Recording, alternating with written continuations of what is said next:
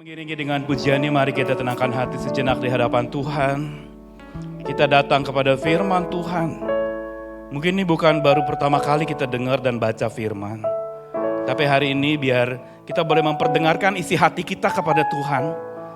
Dan kita boleh memberi diri untuk dibentuk oleh firman Tuhan. Firman Tuhan bukan saja fondasi hidup orang percaya, tapi juga formasi iman kita untuk bertumbuh jadi dewasa. Karena itu hari ini datang kepada Tuhan. Kalau tadi pujian itu mau mengajak kita berdoa kepada Tuhan, tanamkan firman-Mu dalam hati kami. Saat ini saudara sebelum mendengar firman, beri tanah hatimu kepada Tuhan.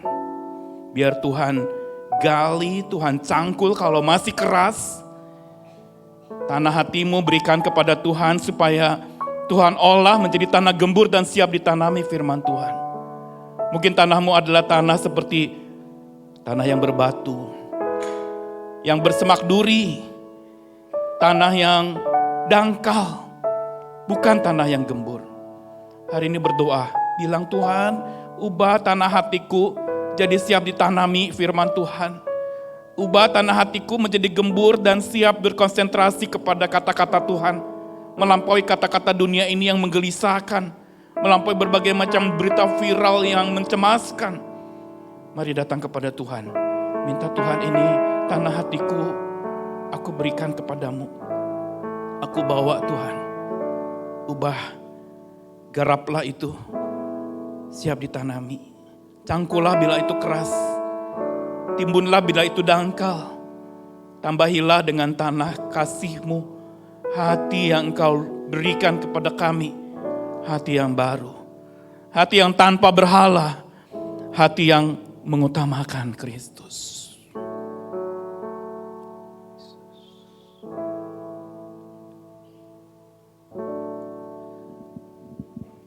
Ya Tuhan, Engkau yang paling mengerti hati kami, Engkau yang paling tahu pergumulan kami, Engkau yang paling paham akan segala persoalan hidup kami, bahkan lebih dari yang kami ketahui dan kami dengarkan atau kami alami. Karena itu hari ini Tuhan, biar kiranya Engkau yang berbicara dan sesuai dengan apa yang kami gumulkan Tuhan, jadikan benih firman-Mu itu betul-betul berakar, bertumbuh dan berbuah lebat oleh Roh-Mu yang kudus. Tuntun kami Tuhan, berikan hati seorang murid yang tidak berhenti belajar, hati seorang anak yang tidak berhenti mendengar, dan hati seorang hamba yang mau pergi melakukan sabda Tuhan dalam hidup kami hari lepas hari. Tuhan, dengan kekuatan kami tidak mampu mencerna akan firman Tuhan. Tapi dengan kemampuan dari Roh-Mu yang kudus, yang mencerahkan akal pikiran kami siap menerima firman-Mu ya Tuhan.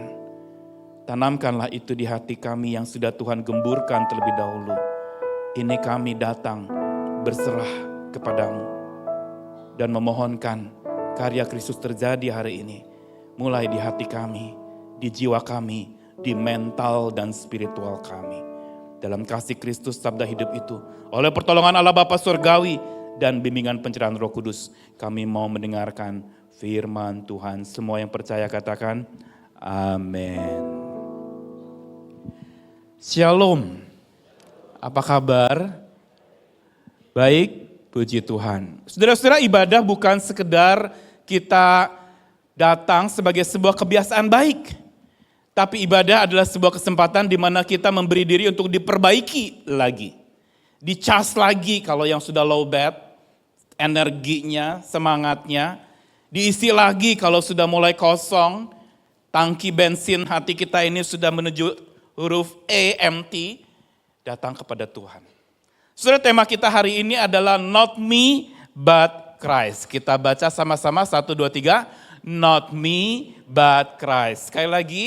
Not me but Christ.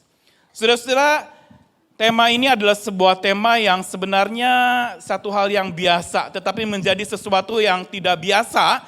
Kenapa? Karena kita terbiasa mengutamakan me, mengutamakan si aku. Kita seringkali berpusatkan self diri kita, bukan berpusatkan Kristus. Padahal sebenarnya hidup sebagai murid Kristus yang sejati adalah hidup yang makin berpusat Kristus dan makin tumbuh pesat serupa Kristus. Makin kita berpusat kepada Kristus, makin tumbuh pesat serupa Kristus. Itulah murid Kristus. Saudara, tapi seringkali yang kita lakukan adalah justru kita membesar-besarkan si aku. Kita magnify ourselves, kita membesarkan diri kita sendiri, membesarkan me, membesarkan self kita, dan inilah sebenarnya perjuangan kita. Saudara, saya ingat waktu dulu kuliah, di saat di sini ada lagu yang sering dinyanyikan, ku ada 3 musuh begitu ya. Ada musuhnya apa aja? Si setan, lalu kemudian apalagi sin, dosa, dan yang ketiga adalah self, diri sendiri. Tapi saudara, semuanya baik sin maupun satan itu sebenarnya bersarangnya di dalam self atau diri kita sendiri. Dan inilah sebenarnya akan kita renungkan bersama. Sudahkah kita hidup seperti slogan yang tadi not me but Christ? Saudara, kecenderungan manusia adalah berpusatkan aku. Dan mari kita lihat bahwa kecenderungan itu juga yang dialami oleh para murid Kristus yang sudah dipilih secara khusus. Tetapi tetap hidupnya masih terfokus bukan kepada Kristus. Mari kita sama-sama baca Markus 9 ayat 33 sampai 37. Boleh buka Alkitabnya, boleh baca dari Alkitab saudara masing-masing, juga boleh lihat di layar ini. Kita baca bergantian, saya baca ayat 33 dan saudara baca ayat 34 secara bergantian. Markus pasal 9. Markus pasal 9. Kemudian tibalah Yesus dan murid-muridnya di Kapernaum. Ketika Yesus sudah di rumah, ia bertanya kepada murid-muridnya, apa yang kamu perbincangkan tadi di tengah jalan?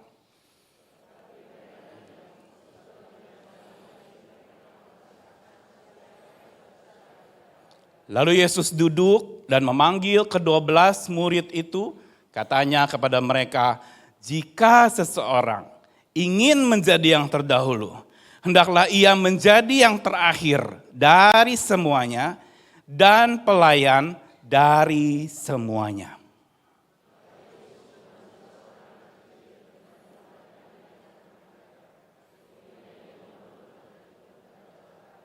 Barang siapa menyambut seorang anak seperti ini dalam namaku, ia menyambut aku. Dan barang siapa menyambut aku, bukan aku yang disambutnya, tetapi dia yang mengutus aku. Ayat 37 baca bersama 1, 2, 3. Barang siapa menyambut seorang anak seperti ini dalam namaku, ia menyambut aku. Dan barang siapa menyambut aku, bukan aku yang disambutnya, tapi dia yang mengutus aku.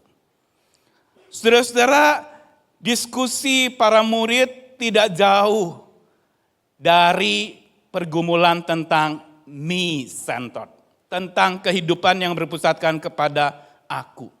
Saudara, saya kepengen tanya satu hal sederhana. Kalau saudara disodorkan entah di WA atau dalam habis foto bersama dan di situ ada foto yang dikirimkan, saudara, siapa yang kita cari di foto itu? Pertama-tama pasti wajah kita. Ada saya apa enggak nih? Enggak ada, hapus aja.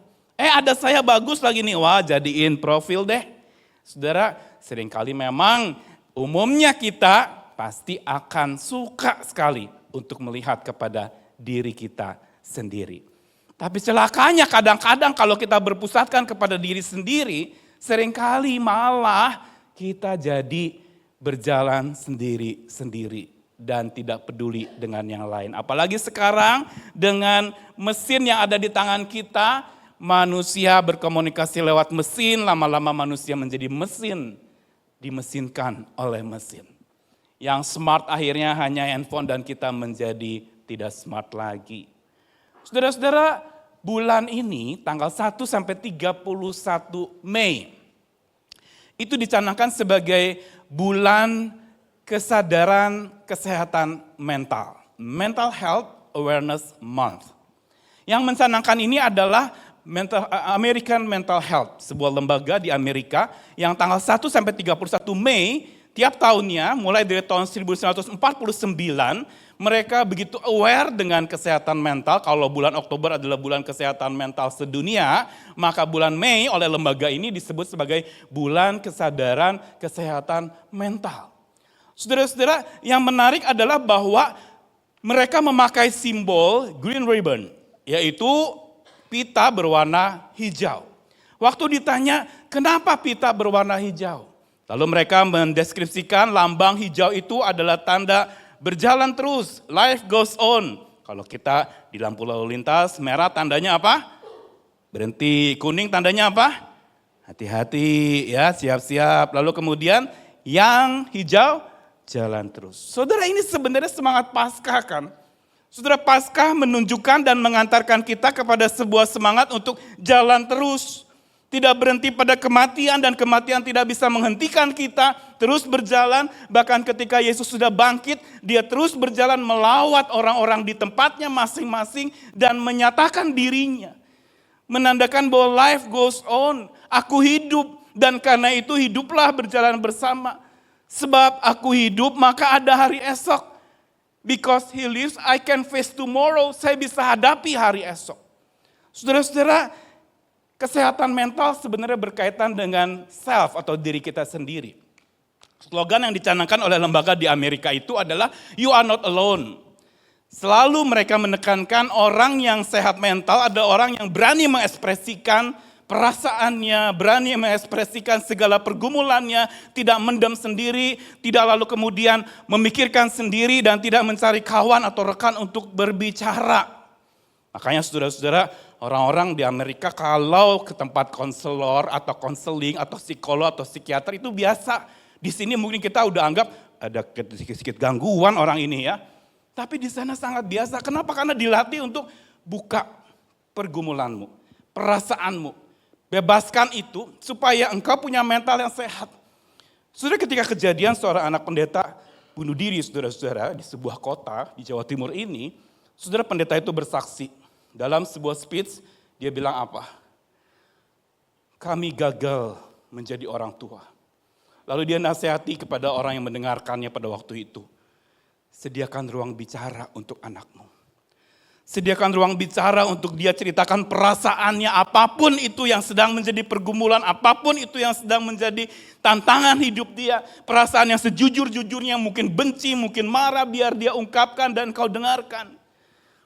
Saudara, seringkali mungkin kita menanyakan kepada anak kita atau orang di rumah kita pertanyaan logistik, ya kan ya? Udah makan atau belum ya? Udah minum atau belum? Tadi di sekolah gimana? Tapi kita nggak tanya, how is your feeling? Gimana perasaanmu? Dan seringkali ini yang menyebabkan orang menjadi sakit mentalnya. Kenapa? Karena mendem sendiri, simpen sendiri. Sekarang mainnya langsung ke sini, sentuh layar, tetapi dia tidak bisa menyentuh kita. Saudara-saudara, lembaga di Amerika ini tahun 2025 mencanangkan satu tema, Turning Awareness into Action. Mengubah kesadaran menjadi tindakan.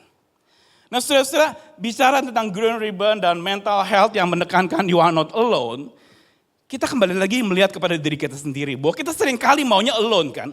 Kita seringkali menarik diri dan menjauh dari orang lain. Apalagi punya pergumulan berat, kita bahkan gak mau menampakkan wajah kita. Malu. Saudara-saudara, ini menjadi sebuah gambaran tentang siapa kita, saudara-saudara. Alkitab mencatat umat Tuhan itu adalah seperti domba, saudara.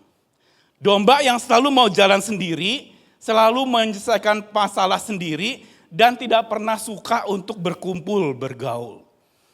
Dan mau jalannya sendiri, bahkan gak mau digendong kecuali dia tersesat dan terluka, baru dia mau digendong. Saudara, inilah kita. Bukankah Tuhan Yesus ketika melihat ada orang-orang yang ada di depan dia sebelum dia berkorban, dia melihat mereka seperti domba yang tidak bergembala. Saudara, domba yang tidak bergembala siap mati saat musuh datang. Dia nggak punya cakar, dia nggak punya taring, dia nggak punya juga tanduk untuk menyeruduk.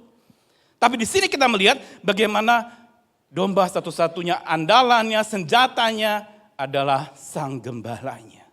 Tapi seringkali kita mau lari sendiri, kita mau jalan sendiri, sampai dikejar sama gembala. Saudara, saya suka gambar ini ya. Jarang lihat Yesus tunggang-langgang nyari kejar domba itu.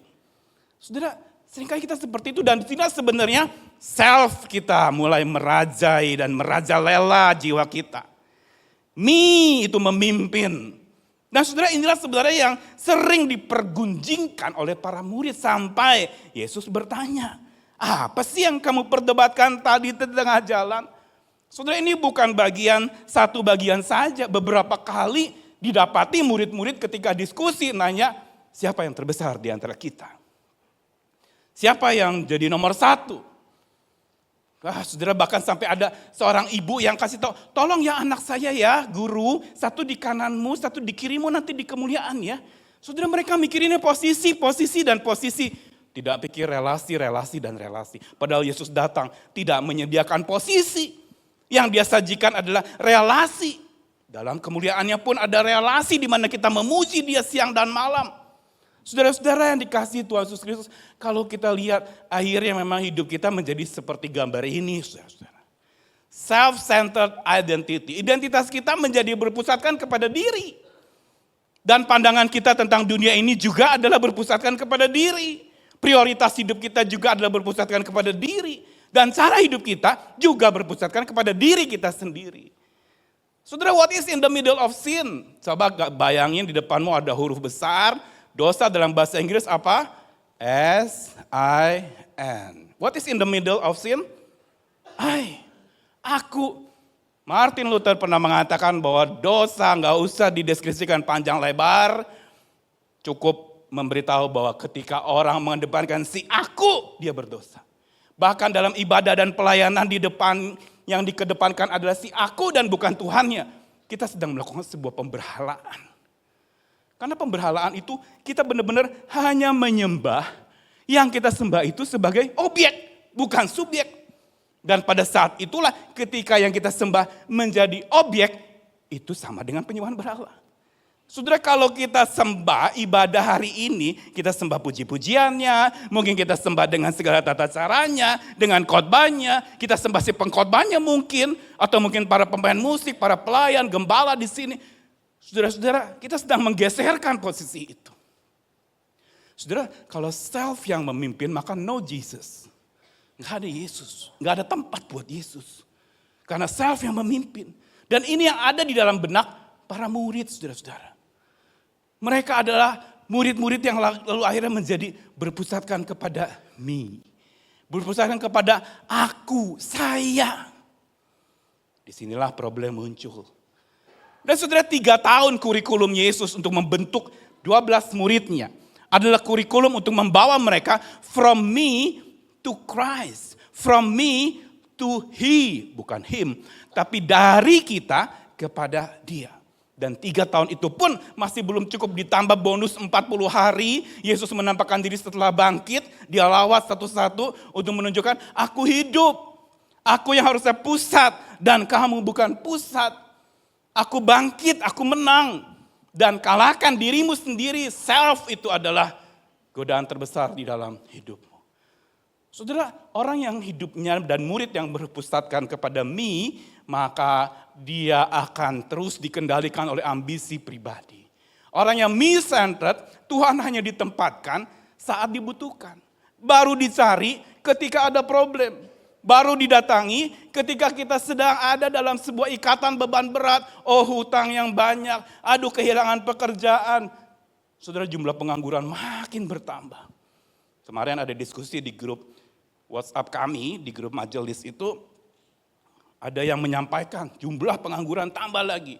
Tapi ada yang nyeletuk, tapi jumlah perusahaan yang tutup karena premanisme dan berbagai macam urusan perizinan yang ribet, itu juga banyak. Karena perusahaan ditutup, pengangguran tambah banyak. Dan karena pengangguran tambah banyak, kalau tidak terkendali mereka menjadi yang melakukan segala cara untuk mendapatkan uang. Sementara daya beli menjadi begitu sangat rendah hari ini. Dunia dagang sedang menuju kepada sebuah penurunan yang drastis. Saudara, di sini ujian untuk fokus on me, fokus kepada keuntunganku, pada segala macam hal yang menyenangkanku, itu bisa terjadi. Saudara-saudara, orang yang fokus kepada me, maka dia akan mengalami sebuah masa yang serba berantakan. Hidup tanpa arah, mudah goyah. Tidak berfondasikan Kristus, apalagi memberi diri diformasikan Kristus. Saudara, gereja Injili selalu menekankan fondasi iman kita Kristus. Kembali kepada Alkitab, back to Bible. Tapi saudara, kalau kita jadikan Kristus hanya sebagai fondasi, tapi dalam melakukan formasi dalam hidup kita. Saudara, sama kayak kita bangun tanah lapang kosong plong. Tidak bangun-bangunan di atasnya. Kita punya fondasi kuat. Wah, kita ngerti nih ayat-ayat ini. Yang mana yang benar, yang mana yang salah kita tahu. Tapi apakah fondasi itu memformasi hidup kita? Saudara, orang yang me-centered, dia akan mengalami messy. Berantakan hidupnya. Dan yang ketiga, mere. Menjadi orang Kristen yang sekedarnya saja. Menjadi pengikut Kristus yang asal-asalan. Tidak semangat, tidak untuk berelasi dan berdedikasi, yang dikejar hanyalah profesi dan posisi. Itu yang terjadi dalam diri para murid. Makanya mereka selalu tanya, siapa yang terbesar? Ditanya siapa yang paling hebat di antara kita. Saudara, mungkin mereka bisa adu debat tentang hal itu dan gak habis-habisnya. Tapi Tuhan lalu memperagakan satu hal yang unik. Dia bilang, kalau engkau mau jadi yang pertama, hendaklah ia menjadi yang terakhir. Dan pelayan dari semuanya. Diakonos for all. Digunakan kata diakonos. Itu seorang pelayan yang tidak berhenti bekerja. Seorang pelayan yang bertanggung jawab untuk melakukan tugas-tugasnya. Seorang pelayan yang bermisi, bukan saja punya visi. Pelayan yang bertindak bukan saja punya fondasi, tapi punya formasi dan mentransformasi orang lain. Saudara, orang yang fokus kepada me, dia bukan saja mere, tetapi juga merciless. Tidak kenal belas kasih. Mudah hakimi. Saudara, kenapa Yesus ambil seorang anak kecil? Anak kecil adalah sasaran para murid untuk seringkali menilai, hei jangan datang. Sampai Yesus katakan, jangan larang anak-anak ini. Biar dia datang kepadaku. So, tetapi yang menarik ketika mereka memperdebatkan soal siapa yang terbesar, Yesus ambil seorang anak, perhatikan ayat 6, menempatkannya di tengah-tengah, memeluk anak itu dan berkata kepada mereka, apa nih tindakan Yesus? Dia ambil seorang anak, tempatkan di tengah-tengah, di center, di pusat dalam diskusi tentang siapa yang terbesar, dan memeluknya. Saudara, jangan lupa anak-anak pada waktu itu, anak kecil dianggap setengah manusia. Tidak dihargai. Juga perempuan dianggap warga kelas 2. Perempuan dan anak-anak menjadi sasaran diskriminasi yang paling ampuh pada waktu itu. Sehingga pada saat Yesus marah di bait Allah, dia memarahi sebenarnya bukan karena barang dagangan orang-orang jualan. Dia bukannya anti sama basar saudara-saudara di gereja, enggak. Tetapi yang dia permasalahkan adalah pelataran bait Allah yang harusnya tempat perempuan dan anak-anak beribadah diisi sama barang dagangan. Dan disitulah Yesus marah, dia tunggang balikan itu barang-barang. Demi apa? Ibadah berlangsung biar anak-anak itu dan perempuan itu datang juga kepada Tuhan. Saudara, lihat. Dan murid-murid yang paling getol sekali untuk mudah menghakimi. Sulit ampuni. Tidak suka berempati. Dan tidak cerminkan kasih Kristus. Saudara, udah cukup 4 hal ini menjelaskan orang yang berfokus kepada diri sendiri. Tetapi Tuhan mau kita menjadi murid-murid yang berpusatkan kepada Kristus. Apa ciri murid-murid yang berpusatkan kepada Kristus? Dan inilah agenda Yesus di dalam dia hadir. Yaitu apa? Mau mengubah mereka yang me-centered menjadi Christ-centered. Berpusat kepada Kristus. Dan orang yang berpusat kepada Kristus itu punya visi, misi, dan berisikan Kristus. Bukan ambisi yang utama. Perlu ambisi untuk satu yang mulia. Tetapi visi, misi, dan isinya Kristus. Orang bisa punya visi misi tapi hidupnya tidak berisikan Kristus. Visi misi hanya statement tapi tanpa komitmen. Visi misi hanya sekedar dikatakan, dicanangkan. Tetapi isinya tidak ada Kristus di sana. Demi sebuah lembaga bisa berjalan, ada vision and mission statement. Tetapi no Christ, nggak ada isinya. Kenapa roti coklat disebut roti coklat, saudara? Kenapa? Isinya coklat. Kenapa roti keju dibilang roti keju? Isinya keju. Kenapa kita disebut orang Kristen? Isinya Kristus, saudara. Tapi yang ada mungkin isi kita adalah QRIS. Quick Response Code for Indonesian System. Sekarang tinggal langsung, persembahan juga begitu kan. Uang masuk, uang keluar, lalu lintas begitu mudah sekali dengan hanya tap, tap, dan tap. Saudara-saudara, fokus kita harusnya kepada Kristus. Visi, misi, dan isi hidup kita harusnya Kristus. Yang berarti kita berawal Kristus dan dikawal oleh Kristus dan kehendaknya yang memimpin seluruh aspek hidup kita. Yang kedua, saudara-saudara, orang yang berfokus kepada Kristus adalah orang yang menjadi agen perubahan. Dia menjadi seperti garam yang mencegah kebusukan sekaligus memberi rasa. Change agent, berarti agen perubahan yang berarti ditransformasi Kristus untuk mentransformasi orang lain jadi terang dan garam dunia. Ini dia orang yang berfokus kepada Kristus. Menjadi agen-agen perubahan dimanapun dia berada. Bukan datang ke satu tempat dia diubah, tapi dia datang untuk mengubah, bukan memporak-porandakan. Mentransformasi, karena dia sudah ditransformasi oleh Kristus. Misinya adalah mentransformasi orang lain. Di tempat kerjamu, di tempat sekolahmu, di tempat kuliahmu, di rumah tanggamu. Tugas kita, kalau fokus kepada Kristus, jadi agen-agen perubahan. Yang ketiga, orang yang fokusnya kepada Kristus adalah bermentalitas pemenang. Juara. Tidak mudah menyerah kalah, karena percaya Kristus yang sudah menang, kalahkan segala kuasa. Dan inilah sebenarnya orang yang fokus kepada Kristus. Yaitu punya mentalitas victor, bukan victim. Punya mentalitas warrior, pejuang, bukan warrior penuh dengan khawatir. Jadi orang yang winner, bukan hidup dalam sinner, jadi pendosa-pendosa. Saudara-saudara, dan ini yang juga dialami para murid. Kenapa mereka terus berdoa dan Yesus selalu tegur? Kalau kamu mau jadi yang terbesar, dia tegur terus. Karena diskusi tentang hal yang terbesar gak berhenti-berhenti. Sampai puncaknya di Yohanes 13, Yesus memperagakan membasuh kaki. Dengan makan, ini loh yang aku ajarkan berulang kali saat kamu diskusi tentang dirimu sendiri, yang mana yang terbesar.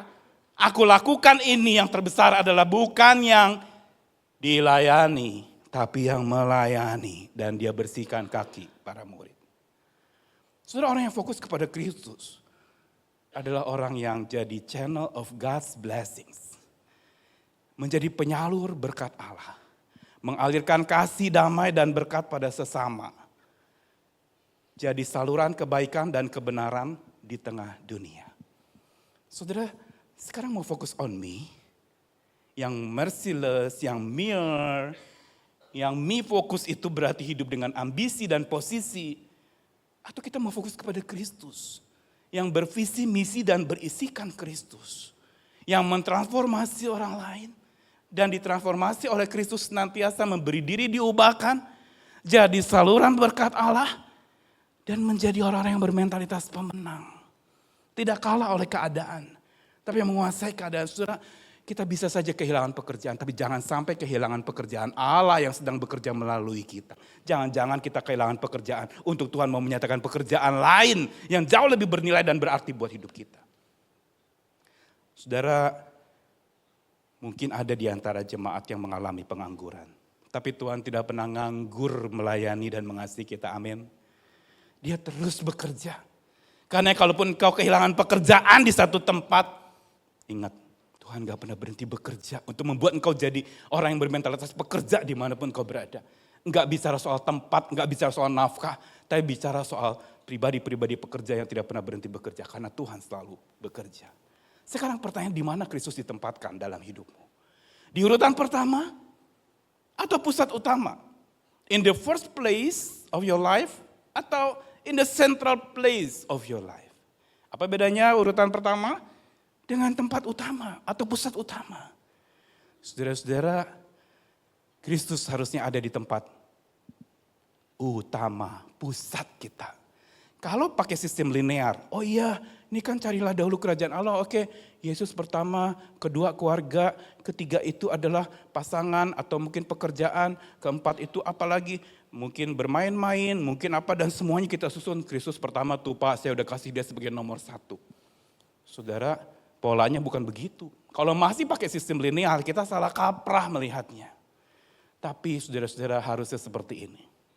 Kalau Kristus jadi pusat, maka segala yang kita lakukan termasuk rekreasi, main-main, urusan emosi kita, kesehatan emosional kita, kesehatan finansial kita, dan segalanya itu intelektual kita, segala kesehatan fitness jasmani kita, juga kehidupan sosial kita dan spiritual kita, semua berpusatkan Kristus. Dan ini berkali-kali saudara dalam kurikulum Yesus kepada para murid selama 3 tahun. Dia berulang kali tegur, kenapa imanmu kecil? Kenapa kamu tidak beriman? Kenapa kamu gak percaya? Waktu dia bicara ragi orang Farisi, yang diresponi para murid adalah, jangan-jangan kita mesti cari roti lagi nih buat makan. Yesus bilang, kenapa kamu mikirin roti terus? Ini ada bahaya laten. Kebenaran itu diuji oleh orang-orang yang munafik ini. Saudara, orang yang berpusatkan Kristus menjadikan Kristus sebagai yang utama. Dan murid Kristus, murid Yesus yang berpusatkan Kristus, dia selalu hidup dari Word of God, firman Allah. Dia hidup dalam sebuah komunitas, tidak menjauhi komunitas. Punya relasi dengan people of God. Dia melakukan misi Yesus. Dan dia dibimbing oleh Spirit of God, Roh Allah. Nah, kalau memang demikian saudara-saudara, kita harus sadar bahwa hidup kita bagaikan bahtera di tengah samudra. Dan bagi sebuah bahtera, 2 hal vital dalam mengarungi samudra dengan bahtera di tengah badai, butuh 2 hal ini, mercusuar dan nakoda. Saya sedikit plesetkan, kata nakoda tidak sesuai dengan KBBI, tetapi ada maksud di balik nakoda ini. Saudara, mercusuar panduan dari luar, tapi nakoda panduan di dalam dan dari dalam. Dia bersama dengan para awak kapal. Saudara ingat ketika badai datang, Yesus tidur di buritan. Saudara, buritan itu adalah tempat alat-alat instrumen pengendali. Tempat di mana kemudi biasanya ada di buritan. Dan Yesus tidur di situ. Lalu dibangunin. Ada penafsir yang mengatakan bahwa Yesus ada di dekat tempat kendali sebuah kapal. Tapi dia tidur di sana. Kenapa? Ada maksud di balik tidurnya dia. Yaitu dia ingin mengingatkan para murid bahwa kendali utama dalam hidupmu adalah aku. Bukan engkau. Dan saudara-saudara, kalau kita jadikan Yesus sebagai nakoda hidup kita. Dan jadikan mercusuar sebagai sabda hidup kita. Saudara-saudara, inilah yang Tuhan mau. Kita baca sama-sama 1, 2, 3. Tanpa mercusuar yang bersinar dan nakoda yang benar, pelayaran hidup kita bisa tersesat dalam gelapnya badai. Tanpa sabda dan Kristus memandu, hidup bisa ambiar. Saudara-saudara yang dikasihi Tuhan. Sekarang pertanyaannya, siapa nakoda kehidupan kita? Siapa yang ada di pusat hidup kita? Yang pegang kendali dan kemudi hidup kita? Siapa pilot kita? Penempatan Tuhan di tempat yang tepat membuat hidup jadi kuat dan tidak mudah tersesat dan juga tidak mudah disesatkan. Karena apa? Kita selalu nempel sama kayak domba yang gak bisa jauh dari gembalanya. Kalau jauh dari gembalanya dia sesat. Jauh dari gembalanya dia bisa binasa, dikejar serigala mati dia. Makanya kayak domba diutus ke tengah serigala, ada bahaya badai melanda. Saudara, Kristus nakoda hidup kita berarti dia nafas hidup kita. Tanpa dia kita tidak bisa hidup. Kristus nakoda hidup kita, dia komandan juang hidup kita. Kristus nakoda hidup kita, berarti dia yang berdaulat penuh atas seluruh aspek hidup kita. Baik atau buruk pengalaman hidup kita, dia berdaulat penuh. Saudara, pemahaman membesarkan kepala, tapi pengalaman membesarkan hati. Kalau saudara hanya sampai pemahaman kenal Tuhan, kenal Kristus, tanpa pengalaman berjalan bersama dengan Kristus, saudara bisa besar kepalamu. Merasa hebat, oh saya udah tahu. Oh itu mah udah pernah dikhotbah, aduh ayat ini mah udah hafal, saya gak usah buka Alkitab bisa. Saudara, pemahaman bikin besar kepala. Tapi pengalaman berjalan bersama dengan Tuhan membesarkan hati kita. Karena ya jadikanlah dia Tuhan Yesus sebagai nakoda, nafas hidupmu, komandan juang hidup kita. Dan berdaulat penuh atas seluruh aspek hidup kita. Dan karena dia nakoda, maka kebiasaan kita harusnya, ini PR-nya ya. Kebiasaan kita, PR kita, homework kita adalah naikkan doa setiap waktu. Sebut sama-sama 1, 2, 3. Naikkan doa setiap waktu. Kedua, kontak teratur melalui sabdanya. 1, 2, 3. Kontak teratur melalui sabdanya. Ketiga, dahulukan dia dalam segala hal. 1, 2, 3. Saudara, ini PR yang seringkali kita alpa melakukannya. Udah kepepet baru cari Tuhan, baru naikkan doa. Tapi setiap waktu, Saudara, kita harus melirik kepada sepupu kita yang ada waktu-waktu sembahyang, saudara-saudara. Kita memang gak ada waktu sembahyang, tapi karena gak ada ditentukan waktu sembahyang sampai gak sembahyang-sembahyang, saudara. Sembahyangnya hanya sewaktu-waktu atau kalau ada waktu. Tapi mereka ditentukan, aduh saya lagi kerja, izin dulu mau sembahyang. Saudara, mungkin jangan-jangan kita harus seperti itu, saudara-saudara, ada jam-jam sembahyang supaya kita benar-benar naikkan doa. Tapi sekali lagi setiap waktu, kontak teratur melalui sabdanya, jangan hanya memarah-marahi pengkhotbah, memarah-marahi ayat, diskusi dan sebagainya. Tapi kontak teratur dengan Tuhan melalui sabdanya. Doa kita bicara kepada Tuhan, sabda dia bicara sama kita. Ini komunikasi yang sehat. Dan yang terakhir, dahulukan dia dalam segala hal. Apa artinya dahulukan dia? Tuhan tadi mengatakan, kalau kamu mau jadi yang terbesar, kamu harus jadi yang terbelakang, terakhir. Tapi kalau kau mau jadi terbesar, engkau harus jadi diakonos, pelayan buat semuanya. Saudara-saudara yang dikasihi Tuhan Yesus Kristus, hidup yang berpusatkan Yesus, itu hidup melampaui dinding-dinding gereja. Baru akan teruji kita berpusatkan siapa nanti keluar dari gedung gereja ini. Bukan saat sudah kebaktian terkesima dengar khotbah, ngelihat layar, ngelihat pujian, ngelihat lagu-lagu, ngelihat apa semuanya. Bukan itu Yesus centered life. Tapi Jesus centered life adalah ketika nanti keluar, melampaui dinding-dinding gereja ini, di situ akan diuji pengalamanmu. Berpusatkan siapa? Atau berpusatkan apa hidupmu? Alkitab dengan jelas mengatakan cari dulu kerajaan Allah. Maka semua akan ditambahkan kepadamu. Apa artinya cari kerajaan Allah? Hidup dia raja dan kita bukan rajanya. Dia penentu dan kita hanya pembantunya, jangan tukar tempat. Dia yang jadi pembantu kita, kita yang menentukan jalan hidup kita. Dia Allah dan kita umat. Dia Tuhan dan kita hamba. Dia guru dan kita murid. Bukankah itu yang Yesus katakan? Aku menyebut kamu murid. Engkau menyebut aku guru. Karena itu kalau aku sebagai guru membasuh kakimu, saling membasuhlah engkau. Saudara-saudara, siapa yang sungguh-sungguh mau hidup? Berpusatkan Yesus, bukan berpusatkan aku. Angkat tangannya. Puji Tuhan. Mari kita tunduk kepala, kita periksa diri di hadapan Tuhan. Selidiki aku, lihat hatiku, apakah ku sungguh mengasihimu, Yesus, Kau yang Maha Tahu dan menilai hidupku. Tersembunyi bagi. Ulangi lagi, selidiki aku. Selidiki aku. Lihat hatiku.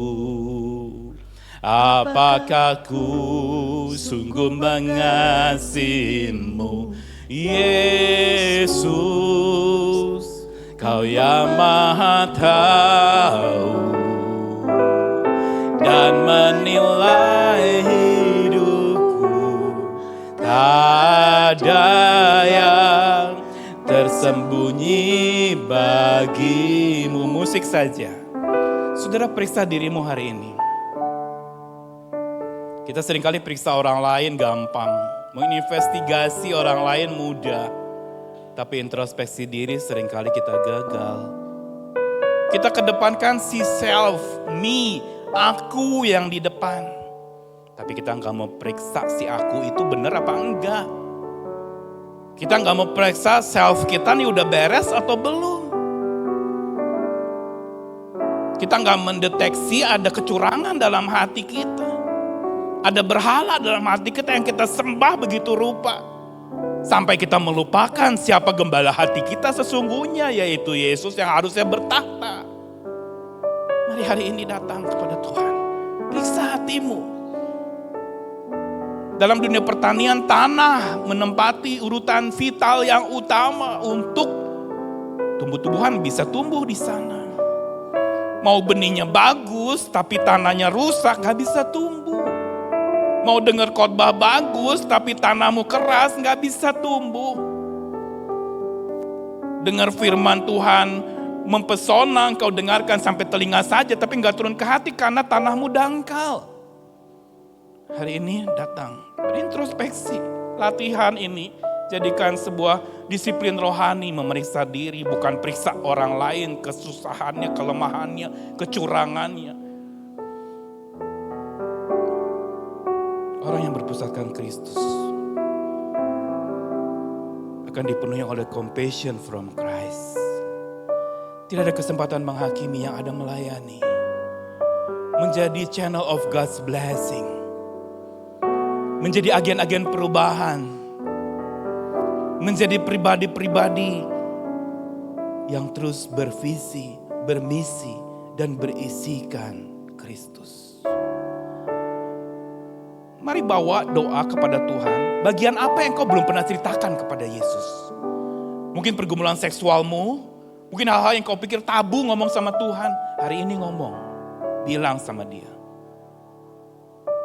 Tanpa kau ungkapkan perasaanmu, mungkin perasaan yang kau pikir tidak nyaman, perasaan marah, kecewa, katakan kepada Tuhan hari ini.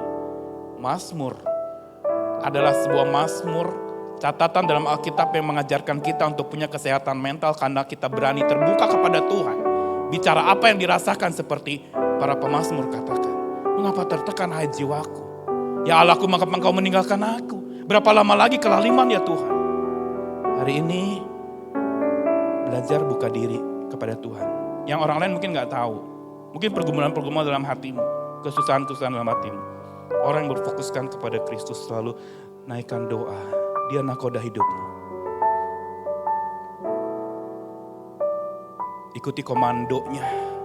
Perintah-perintahnya. Sabdanya. Dan biar dia berdaulat atas hidupmu. Karena itu selalu datang kepadanya. Tenggelam di dalam pelukannya.